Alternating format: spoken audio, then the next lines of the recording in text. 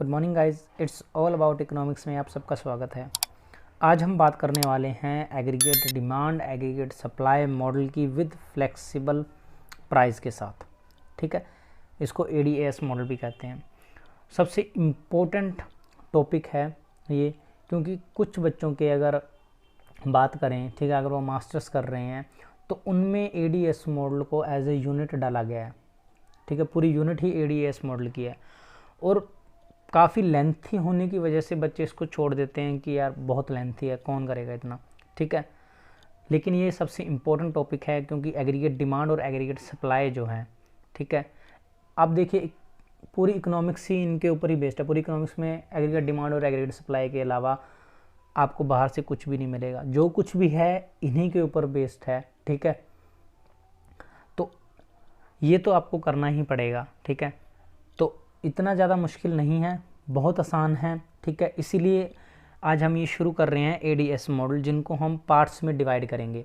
ठीक है, आज फर्स्ट पार्ट करेंगे जिसमें हम डिस्कस करेंगे कि एग्रीगेट डिमांड का कॉन्सेप्ट क्या होता है और एग्रीगेट डिमांड कर्व जो है वो डाउनवर्ड स्लोपिंग क्यों होता है। डेरिवेशन करेंगे एग्रीगेट डिमांड कर्व की और एग्रीगेट डिमांड कर्व में शिफ्ट कैसे होता है विद मल्टीप्लायर के साथ।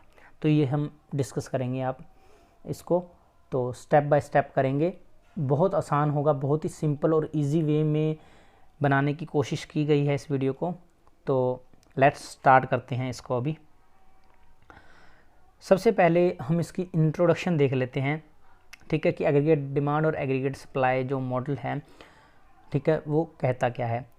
तो केंजियन अगर व्यू देखें हम सबसे पहले केंजियन थ्योरी को, जो उनकी थ्योरी है इनकम और एम्प्लॉयमेंट सी, तो उन्होंने इसमें प्राइस लेवल जो है उसको कांस्टेंट माना है। क्योंकि देखिए केंज की जो थ्योरी आई थी, ठीक है, वो आई थी डिप्रेशन के टाइम के बाद। ठीक है, वर्ल्ड डिप्रेशन जो था 1930s का, तो उसके बाद आई थी, जब क्लासिकल इकोनॉमिक जो थी, क्लासिकल थिंकिंग वो फेल हो चुकी थी। तो उसके बाद केंज ने अपनी थ्योरी दी थी इनकम एंड एम्प्लॉयमेंट की, जिसमें उन्होंने ऐसी इकोनॉमी के ऊपर फोकस किया था जो डिप्रेशन की ग्रिप में थी। ठीक है, जिसमें डेफिशिएंसी ऑफ डिमांड जो थी मेन प्रॉब्लम थी। ठीक है, लेकिन एक्सेस कैपेसिटी थी इकोनॉमी के अंदर। ठीक है, इसलिए प्राइस लेवल को भी उन्होंने कांस्टेंट माना था। ठीक है, तो ये था केंजियन के व्यू।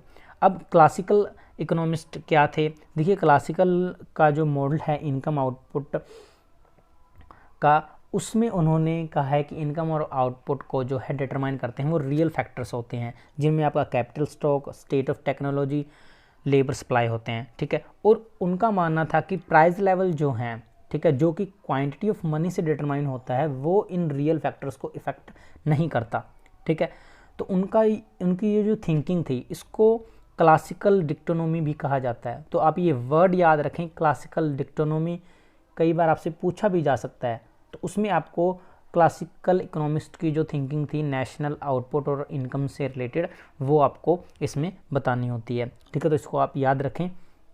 तो अब एडीएस मॉडल क्या बताता है, देखिए एडीएस मॉडल जो determination of income and employment with flexible price level जो है वो हाईलाइट करता है ब्रेकडाउन ऑफ क्लासिकल डिक्टोनोमी। ठीक है, बिल्कुल ही अपोजिट व्यू है उनका।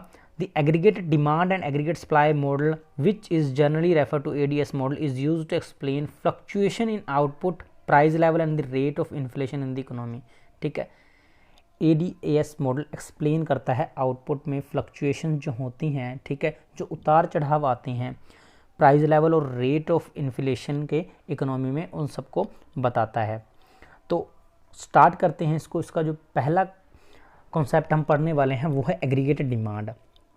ठीक है, देखिए एग्रीगेट डिमांड होती क्या है। अब aggregate demand is the total desired quantity of goods and services that are bought by the consumer household, private investor, government and foreigners at each possible price, other things being held constant. ठीक है, तो aggregate supply जो है वो total supply होती है economy के अंदर, जिसमें आपकी कंज्यूमर हाउसहोल्ड की डिमांड, ठीक है, जो हम लोग करते हैं, ठीक है, कंजप्शन पर्पस के लिए, आपकी इन्वेस्टमेंट डिमांड जो कि प्रोड्यूसर्स वगैरह करते हैं, जैसे कि उनकी रॉ मटेरियल की डिमांड होगी या उनकी प्लांट एंड मशीनरी की डिमांड होगी, गवर्नमेंट जो भी एक्सपेंडिचर करती है, ठीक है, वो, और फॉरेन में हमारी गुड्स एंड सर्विसेज की जो डिमांड होती है वो, ठीक है। तो वो सब कुछ इसके अंदर आता है, इन सबको मिलाकर ही एग्रीगेट डिमांड जो है वो बनती है। तो एग्रीगेट डिमांड कर्व क्या है, देखिए एग्रीगेट डिमांड कर्व भी रिलेशनशिप बताता है total quantity demanded of goods and services और जनरल प्राइस के ऊपर, जनरल प्राइस लेवल के ऊपर, कि कितने जनरल प्राइस के ऊपर आपका कितनी एग्रीगेटेड डिमांड जो है वो होगी, ठीक है। तो डायग्राम आपके सामने है जिसमें आपका प्राइस लेवल लिया है वाई एक्सिस पर और एक्स एक्सिस पर आपकी एग्रीगेटेड डिमांड है। देखिए P1 पर है प्राइस आपका, तो आपके एग्रीगेट आउटपुट जो है वो Y1 पर है। प्राइस अगर कम होता है तो आउटपुट आपका बढ़ जाता है Y2 पर, means there is a negative relation, ठीक है, between the price and the aggregate demand, ठीक है। कम प्राइस पर ज़्यादा एग्रीगेट डिमांड होगी आपकी, ठीक है। तो नेक्स्ट देखते हैं अब, वो तो सिंपल कॉन्सेप्ट था देखिए एग्रीगेट डिमांड का और एग्रीगेट सप्लाई का, आपने उसमें देख ही लिया है, ठीक है, कि उनमें नेगेटिव रिलेशन है, ठीक है। ज़्यादा प्राइस होगा तो डिमांड जो है वो कम होगी, प्राइस कम होगा तो जो डिमांड है वो ज़्यादा होगी। अब बात करते हैं why does aggregate demand curve slopes downwards, ठीक है। तो डाउनवर्ड क्यों होता है, किसी के साथ भी जब आप डाउनवर्ड रिलेशन बताते हो, ठीक है, तो इसका मतलब होता है कि उनके बीच में एक नेगेटिव रिलेशन है। जैसे कि आप प्राइस का रिलेशन अगर किसी के साथ बता रहे हो, डिमांड के साथ बता रहे हो, ठीक है, तो डाउनवर्ड रिलेशन का मतलब है कि उनके बीच में एक नेगेटिव रिलेशन है। अगर एक चीज़ बढ़ेगी तो दूसरी चीज़ कम होगी, और एक चीज़ कम होगी तो दूसरी चीज़ बढ़ेगी, ठीक है। तो प्राइस और एग्रीगेट डिमांड का जो है वो डाउनवर्ड स्लोपिंग कर्व होता है, नेगेटिव रिलेशन होता है, मतलब कि हायर प्राइस पर अगर प्राइस बढ़ता है तो एग्रीगेट डिमांड कम हो जाएगी, और प्राइस कम होता है तो एग्रीगेट डिमांड बढ़ जाएगी। अब ये क्यों होता है, डाउनवर्ड स्लोपिंग क्यों होता है, ठीक है। तो डाउनवर्ड स्लोपिंग क्यों होता है इसको बताने के लिए हमारे पास जो 3 इफ़ेक्ट्स हैं जो मेनली रिस्पॉन्सिबल होते हैं एग्रीगेट डिमांड के, ठीक है, डाउनवर्ड स्लोपिंग होने के। पहला है हमारे पास रियल बैलेंस इफेक्ट, ठीक है। देखिए हम यहाँ पर डिस्कस कर रहे हैं फ्लेक्सिबल प्राइस, ठीक है, ADS model with flexible price. तो फ्लेक्सिबल प्राइस का मतलब है कि प्राइस चेंज होगा, तो हम इसमें प्राइस लेवल में चेंज करके ही इसको बताएंगे। तो रियल बैलेंस इफेक्ट क्या होता है कि जब आपके प्राइस लेवल में चेंज होता है तो उससे आपका रियल वैल्यू जो होती है, आपकी परचेजिंग पावर जो होती है मॉनेटरी असेट्स की, वो इफ़ेक्टेड होती है, ठीक है, उसका इफ़ेक्ट पड़ता है उसके ऊपर। अगर हम देखते हैं कि देखिए अगर प्राइस लेवल इंक्रीज़ हो गया, मान लेते हैं कि जनरल प्राइस लेवल इंक्रीमेंट हो गया, प्राइस लेवल बढ़ गए, तो उससे क्या होगा, वैल्यू फॉर मनी जो है वो आपकी कम हो जाएगी। तो जिससे क्या होगा, people feel poorer than before, people जो हैं अब अपने आप को पहले के मुकाबले में ज़्यादा गरीब महसूस करने लग जाएंगे, क्योंकि अब उन्हें ज़्यादा पे करना पड़ेगा, ठीक है। पहले जो चीज़ वो 100 रुपये में ख़रीद रहे थे, प्राइस लेवल बढ़ने से अब उसी चीज़ के लिए उन्हें 120 या 130 रुपये पे करने पड़ेंगे, ठीक है, जिससे वैल्यू फॉर मनी कम हो जाएगा। इसका क्या इफ़ेक्ट पड़ेगा, इसका इफ़ेक्ट पड़ेगा कि हमारी जो कंजप्शन डिमांड है वो कम हो जाएगी, ठीक है। प्राइस लेवल के बढ़ने से हमारी परचेजिंग पावर पर इफ़ेक्ट पड़ेगा, और परचेजिंग पावर पर इफ़ेक्ट पड़ने से हमारी जो हम कंजप्शन कर रहे हैं उसको हम कम कर देंगे, सिर्फ उतना ही खरीदेंगे जितना हमें बहुत ज़्यादा ज़रूरी है, ठीक है। तो हम अपना कंजप्शन घटा देंगे, जिससे एग्रीगेट डिमांड जो है वो इफ़ेक्टेड होगी, ठीक है। नेक्स्ट है हमारे पास रेट ऑफ इंटरेस्ट इफेक्ट, ठीक है।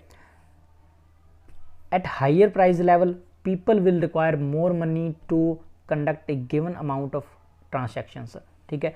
देखिए प्राइस लेवल जब ज़्यादा है तो लोगों को अब ज़्यादा पैसा चाहिए, ठीक है, अपना जो भी वो लाइफ जी रहे हैं, ठीक है, जो भी उनका लाइफ स्टैंडर्ड है, ठीक है, उसको मेंटेन रखने के लिए अब उनको ज़्यादा पैसा चाहिए, ठीक है, क्योंकि अब आपको same goods and amount services के लिए ज़्यादा पैसे पे करने पड़ेंगे। तो ज़्यादा पैसा चाहिए तो मतलब आपकी डिमांड जो है, ठीक है, क्वांटिटी डिमांडेड ऑफ मनी वो इंक्रीज़ हो गई, ठीक है, लेकिन सप्लाई जो है वो कंस्टेंट है, क्योंकि सप्लाई जो है वो तो गवर्नमेंट पॉलिसीज़ और RBI के अंडर आता है, ठीक है, तो वो डिसाइड करेंगे कि इकोनॉमी में पैसा कितना है, कितनी सप्लाई होगी, ठीक है। लेकिन अभी डिमांड बढ़ गई, प्राइस लेवल को बढ़ने से एग्रीगेट डिमांड बढ़ गई, तो उससे क्या हुआ, उससे हुआ कि रेट ऑफ इंटरेस्ट जो है वो आपका गोज अप, ठीक है, रेट ऑफ इंटरेस्ट बढ़ गया क्योंकि एग्रीगेट डिमांड ज़्यादा होगी एग्रीगेट सप्लाई से। अब रेट ऑफ इंटरेस्ट बढ़ने से क्या होगा, रेट ऑफ इंटरेस्ट बढ़ने से आपकी जो इन्वेस्टमेंट डिमांड है वो गिरेगी। कैसे गिरेगी, क्योंकि रेट ऑफ इंटरेस्ट जब बढ़ जाता है तो जो लोन्स हैं, ठीक है, जो इन्वेस्टमेंट पर्पज़ के लिए लोन दिए जाते हैं उनके ऊपर अब ज़्यादा पे करना पड़ेगा, ठीक है, ज़्यादा पे करना पड़ेगा तो मतलब कॉस्ट जो है उसकी वो बढ़ जाएगी इन्वेस्टमेंट की, तो उससे इन्वेस्टमेंट डिमांड जो है वो गिरेगी, ठीक है, related to plants, machinery, equipment के लिए जो भी इन्वेस्टमेंट की जाती हैं वो कम हो जाएगी। तो जब इन्वेस्टमेंट डिमांड कम हो जाएगी तो आपका एग्रीगेट डिमांड जो है वो भी कम हो जाएगी, क्योंकि एग्रीगेट डिमांड के जो कंपोनेंट हमने पहले डिस्कस किए थे कि consumption demand, investment demand, government expenditure और नेट एक्सपोर्ट्स या फॉरेन डिमांड कह सकते हैं वो, तो इनमें से अगर एक भी कम होता है तो एग्रीगेट डिमांड जो है वो कम होगी। नेक्स्ट है आपका फॉरेन ट्रेड इफेक्ट, ठीक है। तो अगर फॉरेन ट्रेड इफेक्ट में देखिए जनरल प्राइस लेवल को, अगर हम इंडिया की बात करें, ठीक है, अगर हम इंडिया में जनरल प्राइस लेवल कम हो गया, ठीक है, मान लेते हैं, तो उससे क्या होगा, उससे दो तरह की चीज़ें होंगी। पहला तो ये आपके एक्सपोर्ट्स जो हैं उस पर इफ़ेक्ट डालेगा, ठीक है, आपके एक्सपोर्ट जो वो पहले के मुकाबले चीपर हो जाएंगे और जिससे कि उनकी डिमांड इंक्रीज़ हो जाएगी, ठीक है। प्राइस लेवल फॉल होने से मतलब चीज़ें सस्ती हो गई, और चीज़ें सस्ती हो गई हैं, कोई भी चीज़ जब सस्ती हो जाती है तो उसकी जो डिमांड है वो बढ़ जाती है, ठीक है। तो प्राइस लेवल कम होने से एक्सपोर्ट जो है वो सस्ते हो गए और उनकी डिमांड जो है बढ़ गई और वो इंक्रीज़ हो एक्सपोर्ट। दूसरा क्या इफेक्ट पड़ेगा, दूसरा कि अब प्राइस लेवल कम होने से जो डोमेस्टिक हमारी जो चीज़ें हैं, ठीक है, डोमेस्टिक मार्केट में वो भी तो सस्ती होगी, तो उससे क्या होगा कि जो हम बाहर से इंपोर्ट कर रहे हैं, ठीक है, और हमारे जो इकोनॉमी के अंदर जो डोमेस्टिक मार्केट के अंदर चीज़ें मिल रही हैं प्राइस लेवल के कम होने से हमें वो सस्ती मिल रही हैं, तो हम बाहर से इंपोर्ट क्यों करेंगे। कोई भी चीज़ हमें जहाँ भी सस्ती मिलेगी हम वहीं से खरीदेंगे, ठीक है। तो अगर हमें हमारे घर में ही, ठीक है, डोमेस्टिक मार्केट में ही चीज़ें सस्ती मिल रही हैं तो हम वहाँ से खरीदेंगे, तो उससे क्या होगा, जो आपका इंपोर्ट्स हैं वो गिरेगा और एक्सपोर्ट उठेगा, ठीक है। तो एग्रीगेट डिमांड जो है वो बढ़ जाएगी। तो ये था आपका फॉरेन ट्रेड इफेक्ट। तो ये तीन इफेक्ट थे जो हमें बताते हैं कि क्यों जो है स्लोप जो है एग्रीगेट डिमांड का डाउनवर्ड स्लोपिंग होता है। देखिए एग्रीगेट डिमांड और जो हमने इंडिविजुअल डिमांड का कॉन्सेप्ट पहले पढ़ चुके हैं, हम पढ़ते आए हैं पीछे माइक्रो इकोनॉमिक्स में, ठीक है। तो वो हमें क्या बताता है, देखिए इंडिविजुअल डिमांड कर्व हमें बताता है कि एक गुड का प्राइस और उस गुड की क्वांटिटी के बीच में क्या रिलेशन है, ठीक है। मान लेते हैं कि टी की डिमांड और टी का प्राइस, अगर टी का प्राइस ज़्यादा है तो टी की डिमांड जो है वो कम है, टी का प्राइस अगर कम हो जाता है तो टी की डिमांड बढ़ जाती है। तो उसका जो स्लोप है वो डिपेंड करता है सब्स्टिट्यूट्स के ऊपर, ठीक है, कि अवेलेबिलिटी ऑफ सब्स्टिट्यूट, ठीक है। क्योंकि देखिए माइक्रो इकोनॉमिक्स में हमने क्या पढ़ा है, ठीक है, जो हम छोटे लेवल पर पढ़ते हैं कि अगर टी का प्राइस जो है वो बढ़ जाता है, ठीक है, और उसका सब्स्टिट्यूट है कॉफ़ी, ठीक है, तो उसकी जो डिमांड है, टी की डिमांड वो शिफ्ट कर जाएगी कॉफ़ी के ऊपर, ठीक है। तो उसका जो स्लोप है हमारे पास, ठीक है, इंडिविजुअल डिमांड कर्व का स्लोप है वो डिपेंड करता है सब्स्टिट्यूशन के ऊपर, ठीक है। लेकिन जो एग्रीगेट डिमांड कर्व का स्लोप है, ठीक है, उसको डिटरमाइन करने वाले जो फैक्टर्स हैं वो डिफरेंट फैक्टर हैं और उसका जो स्लोप है वो भी डिफरेंट है, जो हमने अभी डिस्कस किया कि क्यों डाउनवर्ड स्लोपिंग होता है, जिसमें हमने तीन इफेक्ट किए अपना, ठीक है, real balance effect, rate of interest effect और फॉरेन ट्रेड इफेक्ट, ठीक है। अब हम आगे करते हैं डेरिवेशन ऑफ एग्रीगेट डिमांड, ठीक है, कि एग्रीगेट डिमांड कर्व को हम ड्राइव कैसे करें। तो उसको ड्राइव करने के लिए हम यहाँ पर ले रहे हैं केन्जियन इनकम एक्सपेंडिचर फ्रेमवर्क, ठीक है, जिसमें हमारा जो केन्जियन एग्रीगेट एक्सपेंडिचर कर्व है वो है हमारे पास C+I+G+XN। C हमारा कंजप्शन डिमांड है, I हमारा इन्वेस्टमेंट डिमांड है, G हमारा गवर्नमेंट एक्सपेंडिचर है और XN हमारे पास नेट एक्सपोर्ट्स हैं, ठीक है, एक्सपोर्ट माइनस इंपोर्ट्स। तो ये हमें दिखाता है planned aggregate expenditure at various level of national income. और इसको हम देखेंगे कि फ्लेक्सिबल प्राइस के साथ, ठीक है, इसका क्या मतलब, फ्लेक्सिबल प्राइस का क्या इफेक्ट पड़ेगा कि अगर प्राइस चेंज होते हैं तो उससे जो हमारा ये एक्सपेंडिचर फंक्शन है क्या उस पर कोई इफेक्ट पड़ेगा, ठीक है, क्योंकि हम वही तो रिलेशन देख रहे हैं ना कि ADAS model with flexible price, ठीक है। और अभी हमने पीछे क्या पढ़ा है कि फ्लेक्सिबल प्राइस में कि जब प्राइस चेंज होता है तो वो 3 तरह के इफेक्ट जनरेट करता है, real balance effect, interest rate effect और फॉरेन ट्रेड इफेक्ट, ठीक है। तो अगर हम ये सपोज करें कि प्राइस लेवल जो है वो कम हो गई, तो प्राइस लेवल कम होने से क्या हुआ, परचेजिंग पावर जो है मनी की वो बढ़ गई, ठीक है। तो अब उससे क्या हुआ, people start feeling themselves richer, तो लोग जो है खुद को ज़्यादा अमीर समझने लगे, ठीक है, क्योंकि उनकी परचेजिंग पावर बढ़ गई। अब उन्हें कम अमाउंट पे करना पड़ेगा, ठीक है, गुड्स एंड सर्विसेज के लिए, तो उनका कंजप्शन बढ़ जाएगा, ठीक है। तो इसको हम एक डायग्राम के थ्रू समझते हैं कि कैसे ड्राइव किया गया है, ठीक है। देखिए सबसे पहले हम पैनल ए में चलते हैं, जिसमें एग्रीगेट एक्सपेंडिचर है जो है आपका वाई एक्सिस पर है और एग्रीगेट आउटपुट आपका एक्स एक्सिस पर है। जेड की जो लाइन है OZ, ये हमारी इनकम की लाइन है। सबसे पहले जो हमारा कंजप्शन जो एक्सपेंडिचर कर्व है हमारा, वो है C+I+G+NX at the price level P0, ठीक है। जो हमारी इनकम की लाइन को काट रहा है E0 पर, ये हमारा इक्विलिब्रियम लेवल है और एग्रीगेट आउटपुट हमारा Y0 है। इसी के कॉरेस्पॉन्डेंस पैनल बी में, ठीक है, देखिए E0 इक्विलिब्रियम पॉइंट है, P0 प्राइस है और Y0 हमारा एग्रीगेट आउटपुट है। अब प्राइस फॉल होते हैं, ठीक है, क्योंकि हम पीछे सपोज किया था हमने कि प्राइस लेवल गिरते हैं। प्राइस लेवल के गिरने से क्या हुआ, परचेजिंग पावर बढ़ गई मनी की, ठीक है, जिससे आपका जो एक्सपेंडिचर जो कर्व है वो ऊपर की तरफ शिफ्ट कर जाएगा, जो होगा C+I+G+NX at lower price level P2, जो कि हमारी इनकम की लाइन को काट रहा है E2 पॉइंट पर। उससे जो हमारी एग्रीगेट आउटपुट जो है वो बढ़कर हो गया Y2 एट पैनल ए। और उसी के साथ नीचे पैनल बी में, ठीक है, प्राइस लेवल P0 से P2 हुए, जिससे जो हमारा एग्रीगेट आउटपुट है वो Y2 पर हो गया, Y0 से Y2 पर चला गया और इक्विलिब्रियम पॉइंट हमारा E2 पर आ गया, ठीक है। तो अगर अपोजिट करें कि प्राइस लेवल बढ़ जाते हैं इकोनॉमी में, तो प्राइस लेवल बढ़ने से क्या हुआ, परचेजिंग पावर जो है वो कम हो गई लोगों की, ठीक है, क्योंकि वैल्यू फॉर मनी कम हो गया।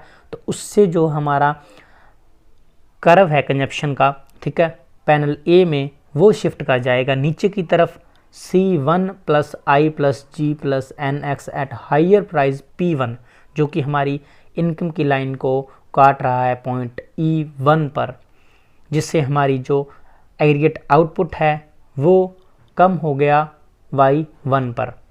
और नीचे पैनल बी में भी देखिए आप, जब प्राइस P0 से P2 पर चले जाते हैं तो उससे हमारा एग्रीगेट जो आउटपुट है वो Y0 से Y1 पर आ चुका है और इक्विलिब्रियम पॉइंट जो है हमारा E1 पर है, ठीक है। तो इस तरह से हम इसको डिराइव कर सकते हैं एग्रीगेट डिमांड कर्व को, और जब हम इस E0, E1, E2 पॉइंट को मिलाते हैं तो हमारे पास एग्रीगेट डिमांड कर्व आ जाता है, ठीक है। तो केंजियन एक्सपेंडिचर फ्रेमवर्क से हम एग्रीगेट डिमांड कर्व को हमने यहाँ पे ड्राइव किया है, जिसमें हमने सिर्फ कंजप्शन का एग्जांपल लिया है, कंजप्शन, ठीक है, कंजप्शन को बढ़ाया है, और हम इसको आगे नेट एक्सपोर्ट्स से या इन्वेस्टमेंट डिमांड से भी आप इसको दिखा सकते हैं, ठीक है। किसी में भी चेंज करें, क्योंकि एग्रीगेट डिमांड से मतलब है हमको तो बढ़ने से, तो आप चाहे कंजप्शन को बढ़ा के या इन्वेस्टमेंट डिमांड को बढ़ा के किसी को भी बढ़ाएं, एग्रीगेट डिमांड बढ़ेगा उससे, ठीक है, और एग्रीगेट डिमांड कम होगा, ठीक है। तो नेक्स्ट अब हम देखते हैं कि shift in aggregate demand curve and multiplier effect. देखिए पीछे हमने जब ड्राइव किया था तब हमने सिर्फ जो है कंजप्शन, ठीक है, इन्वेस्टमेंट और उन्हीं को लिया था नेट एक्सपोर्ट को। उसमें हमने गवर्नमेंट एक्सपेंडिचर, टैक्सेशन, इन्वेस्टमेंट और मनी सप्लाई इन सबको कांस्टेंट माना था, ठीक है। गवर्नमेंट एक्सपेंडिचर हमने उसमें लिया था, लेकिन सिर्फ ऑटोनोमस वो लिया था उसका एक्सपेंडिचर, उसमें हमने उसका टैक्सेशन का कोई रोल नहीं देखा था, ठीक है, और मनी सप्लाई को भी डिस्कस नहीं किया।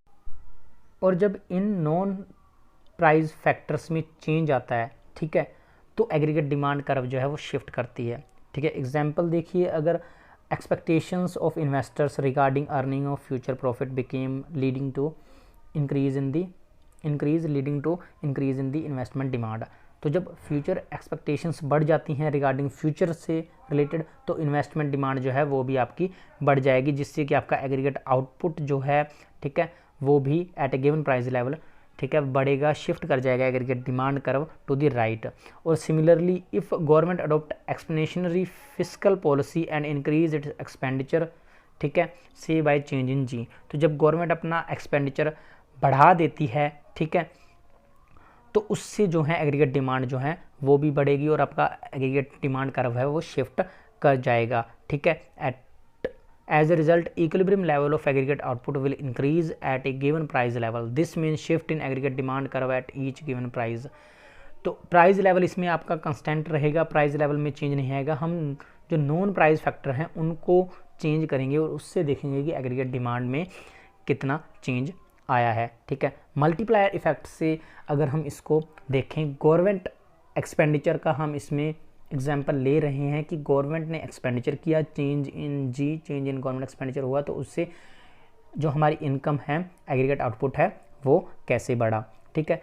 और मल्टीप्लायर अगर आप इसको और अच्छे से समझना चाहते हैं, multiplier government expenditure government taxation की, तो इसके ऊपर पहले से एक वीडियो बनाई जा चुकी है जो कि अपलोड है चैनल के ऊपर, तो उसको आप जाके दे सकते हैं, जिसमें आपका बैलेंस्ड बजट मल्टीप्लायर के नाम से है। उसमें मल्टीप्लायर गवर्नमेंट एक्सपेंडिचर और गवर्नमेंट टैक्स के बीच का एक रिलेशन बताया हुआ है, बहुत ही अच्छे से समझ में आ जाएगा। छोटी सी वीडियो है तो आप उसको देख लीजिएगा, ज़्यादा टाइम नहीं लगेगा, ठीक है। तो फिलहाल बैक ऑन दी टॉपिक आते हैं, हम मल्टीप्लायर इफेक्ट देखते हैं कि गवर्नमेंट ने एक्सपेंडिचर इंक्रीज़ कर दिया, ठीक है, एक्सपेंडिचर या इन्वेस्टमेंट इंक्रीज़ कर दिया, तो मल्टीप्लायर के इफेक्ट से जो एग्रीगेट आउटपुट है, ठीक है, वो कितना बढ़ेगा ये हमें बताएगा कि साइज़ ऑफ मल्टीप्लायर कितना है। जितना ज़्यादा मल्टीप्लायर का साइज़ होगा उतना ज़्यादा जो है एग्रीगेट आउटपुट बढ़ेगा, ठीक है।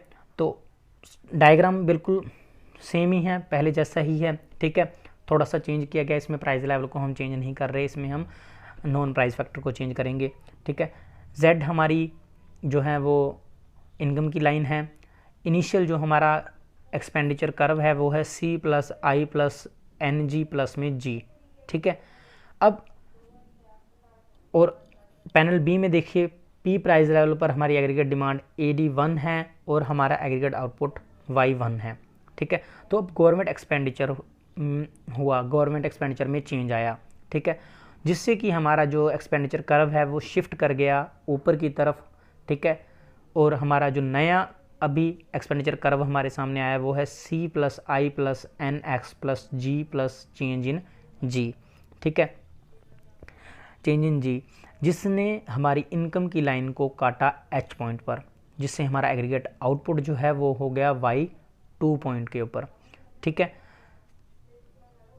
K और E पॉइंट हमें बता रहे हैं चेंज इन जी कि इतना गवर्नमेंट एक्सपेंडिचर हुआ, और Y1 से लेकर Y2 के बीच का जो गैप है चेंज इन Y, ये हमें बताता है कि कितना इनकम में चेंज हुआ, ठीक है। और अगर आप नीचे पैनल में देखते हैं, ठीक है, प्राइस लेवल वहीं पर है, सिर्फ गवर्नमेंट एक्सपेंडिचर के बढ़ने से एग्रीगेट डिमांड कर्व शिफ्ट कर गया AD1 टू AD2, जिससे हमारी इनकम जो है वो, या एग्रीगेट आउटपुट कह लो या एग्रीगेट इनकम जो है वो Y1 से Y2 पर चली गई, चेंज इन Y। तो आप अमाउंट देखिए, अभी RT जो चेंज है और Y1 टू YT जो चेंज है, ये चेंज है इनकम के अंदर कितना चेंज हुआ है, ठीक है। और ऊपर पैनल ए में आप देखिए K और E पॉइंट बताता है चेंज इन G, ठीक है। गवर्नमेंट एक्सपेंडिचर ने इतना चेंज किया है K और G, जिसने इनकम को बढ़ाया Y1 टू Y2। अब आप इसका देखिए कि गवर्नमेंट ने जितना एक्सपेंडिचर किया है, इनकम उससे डबल, ठीक है, डबल या डबल से भी ज़्यादा बढ़ी है, ठीक है। और ये हमें दिखाता है कि इतना जो ये इंक्रीमेंट हुआ है ये मल्टीप्लायर की वजह से हुआ है, ठीक है। मल्टीप्लायर का कितना साइज़ होगा उस पर डिपेंड करेगा कि आपकी इनकम कितनी बड़ी है। नीचे पैनल बी में आप देखिए RT और चेंज इन Y जो है वो इक्वल अमाउंट है, ठीक है। तो RT is equal to change in Y is equal to change in G into में 1/1 माइनस MPC। तो ये जो फॉर्मूला है हमारे पास, चेंज इन जी इंटू में 1/1 माइनस MPC, ये है गवर्नमेंट मल्टीप्लायर का फॉर्मूला। ठीक है, तो जब आपके पास मल्टीप्लायर की वैल्यू हो तब आप ये बता सकते हो कि at a given change in government expenditure जो आपकी नेशनल इनकम और आउटपुट जो है वो कितना बढ़ेगा, किस अमाउंट से बढ़ेगा, तब आप ये बता सकते हो अगर आपके पास मल्टीप्लायर की वैल्यू हो। ठीक है, तो आपने देखा कि गवर्नमेंट एक्सपेंडिचर में चेंज होने की वजह से आपका एग्रीगेट डिमांड कर्व जो है वो AD1 से AD2 पर शिफ्ट कर गया। प्राइस लेवल आपका कांस्टेंट है, उसमें कोई चेंज नहीं हुआ है।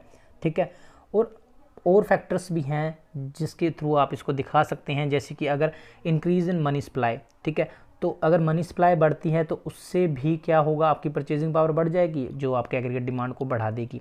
ठीक है, next step reduction in taxes, उसका भी सेम इफेक्ट पड़ता है। अगर टैक्सेस जो हैं वो कम हो गई तो उससे भी जो है आपकी परचेजिंग पावर बढ़ जाएगी, क्योंकि अब आपको कम टैक्स देना पड़ेगा, आपकी इनकम में कम रिडक्शन होगा तो आपके पास ज़्यादा अमाउंट बचेगा डिमांड करने के लिए, तो उससे भी आपकी एग्रीगेट डिमांड जो है बढ़ेगी। अब मनी सप्लाई के बढ़ने से ठीक है क्या होगा, rate of interest will fall, rate of interest जो है वो कम हो जाएगा।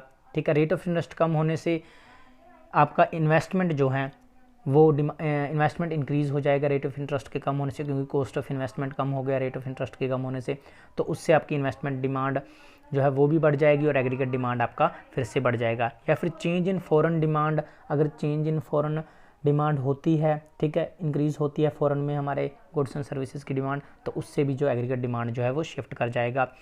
इसका आप अलग डायग्राम बना के दिखा सकते हो, जैसे कि ये ऊपर 10.4 जो डायग्राम है ये आपको यही दिखाता है कि एग्रीगेटेड डिमांड जो है वो शिफ्ट हो रही है AD0 से AD1 के ऊपर। अब लेफ्टवर्ड शिफ्ट कब होगा, पीछे की तरफ कब आएगा आपका एग्रीगेट डिमांड कर्व, देखिए जो हमने अभी पॉइंट किए हैं आप उनको रिवर्स कर दीजिए, उल्टा कर दीजिए, तो ये आपका बैकवर्ड शिफ्ट कर जाएगा। जैसे कि expectation of the investment and consumer, ठीक है, अगर जो एक्सपेक्टेशंस हैं इन्वेस्टर्स की और कंज्यूमर्स की रिगार्डिंग देयर प्रॉफिट और इनकम, अगर वो डिक्लाइन हो जाती हैं, मान लीजिए इन्वेस्टर्स को लग रहा है कि यार प्रॉफिट कम होगा फ्यूचर में, तो वो क्या करेंगे, अपनी इन्वेस्टमेंट को कम कर देंगे। ठीक है, जिससे एग्रीगेट डिमांड पीछे की तरफ शिफ्ट कर जाएगा। और अगर कंज्यूमर्स को लग रहा है कि उनकी इनकम जो है नियर फ्यूचर में कम होने वाली है, तो फिर वो अपना कंजप्शन अभी घटा देंगे, जिससे एग्रीगेट डिमांड आपका पीछे की तरफ शिफ्ट कर जाएगा। नेक्स्ट, अगर गवर्नमेंट जो है वो इन्फ्लेशन को कंट्रोल करने के लिए फिजिकल पॉलिसी को यूज़ करती हैं, जिससे कि आपका एक्सपेंडिचर, वो अपने एक्सपेंडिचर को कम कर देती है। ठीक है, ट्रांसफ़र पेमेंट्स को भी कम कर देती है, उससे भी एग्रीगेट डिमांड पीछे की तरफ शिफ्ट कर जाएगा। ठीक है, AD0 to AD2। ठीक है, और अगर reserve bank of India tight monetary policy को अडॉप्ट करता है, ठीक है, मनी सप्लाई को कम करने के लिए और इंटरेस्ट रेट को बढ़ा देता है, उससे भी जो आपका जो है एग्रीगेट डिमांड जो है वो कम हो जाएगा, जो कि आप फिग नंबर 10.5 में देख सकते हैं। ठीक है, AD0 जो है शिफ्ट कर रहा है AD2 की तरफ, इनकम जो है नेशनल इनकम वो Y1 से Y2 के ऊपर चलेगी, प्राइस लेवल कंस्टेंट है P0 के ऊपर। ठीक है, तो अभी तक हमने क्या देखा, अभी तक हमने स्टार्टिंग में देखा कि पहले तो हमने व्यू किए इसके, केंज का व्यू किया और उसके बाद क्लासिकल व्यू किया। ठीक है, कि उनके क्या व्यू थे। ठीक है, और उसके बाद हमने ADAS मॉडल को देखा कि ADAS मॉडल हमें बताता क्या है। फिर एग्रीगेट डिमांड का कॉन्सेप्ट हमने देखा, and why does aggregate demand curve slopes downward, क्यों वो डाउनवर्ड है एग्रीगेट डिमांड कर्व। तो उसके बाद हमने उसके 3 इफेक्ट किए, रियल बैलेंस इफेक्ट है, रेट ऑफ इंटरेस्ट इफेक्ट है और फॉरेन ट्रेड इफेक्ट है। उसके बाद हमने डेरिवेशन किया एग्रीगेट डिमांड कर्व का, एंड नेक्स्ट हमने लास्ट में किया है shift in aggregated demand curve with multiplier effect. ठीक है, तो ये था आपका कॉन्सेप्ट एग्रीगेटेड डिमांड का। ठीक है, नेक्स्ट वीडियो में हम बात करेंगे एग्रीगेट सप्लाई की। तो सिंपल सा कॉन्सेप्ट है, देखिए आप इसको छोटा छोटा अगर करेंगे तो आपको अच्छे से समझ में आएगा। ठीक है, इसको ऐसे मत देखिए कि बहुत ज़्यादा लेंथी है, इतना लेंथी नहीं है। ठीक है, अगर आपको एक बार समझ में आ गया तो ये आपके बहुत काम आने वाला है आगे। ठीक है, तो अगर आपको वीडियो पसंद आई हो तो please like, share and subscribe. मिलते हैं नेक्स्ट वीडियो में। Thanks for watching.